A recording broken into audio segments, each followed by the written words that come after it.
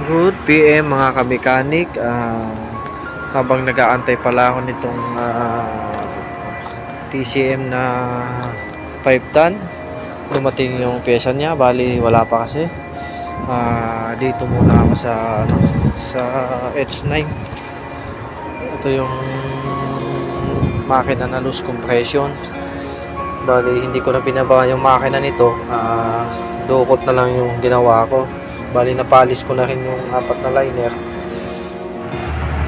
Bali ang size pala nito mga kamekanik ng piston is standard. Ngayon is mag-oversize na ako ng piston ring. Kasi ang clearance ng piston at yung liner is 0.005 inch.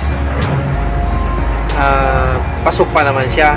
Pero dapat ang standard clearance ng piston at liner is 0.003 to 0.004 inch. Yung 0.005 naman, bali ilang beses ko na rin naman na-encounter, okay pa naman siya. Pero kung tutuusin, dapat reborn na to. Mag-reborn ng 0.25. Ngayon, ang gagamitin kong piston ring is oversized na 0.25. Kaso, ang problema ko ngayon is ang bili na pyesa ng aking amo is 0.50. Hindi na daw pwedeng ibalik. Kaya medyo madugong bawas ng ring nito para ma-achieve yung tamang clearance. Para tayo magagawa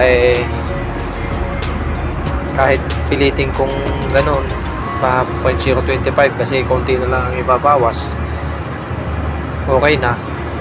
Ito ang binili, wala daw yung 0.025, 0.050 ang kaya babawas na talaga. Bali grinder na rin ang gamit ko para madali. Pag malapit na doon sa clearance, bali lilihain na lang, lihang gamit, konting lang para tamang sakto lang talaga ang clearance.